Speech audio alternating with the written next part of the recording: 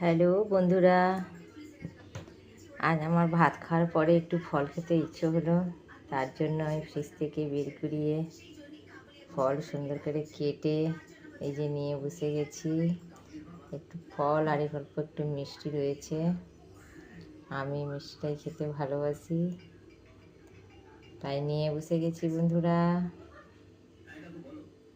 তোমাদের কার কার ভালো লাগে আমাকে একটু কমেন্ট করে লাইক সাবস্ক্রাইব করো, কমেন্ট করে জানাবে। আর তোমরাও যদি খাবে তোমরা চলে এসো। আমি খাওয়া শুরু করে দিলাম। প্রথম আমি